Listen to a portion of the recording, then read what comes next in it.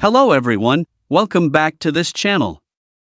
In this video, I will show you the easy and clear steps on how to disable auto-playing videos in the background on Twitch application.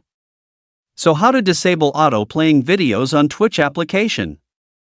Make sure you keep watching this video until the end. Let's get started right away. Firstly, open the Twitch app on your Android device. This is the initial screen of the Twitch app. Next, tap the settings icon at the top left.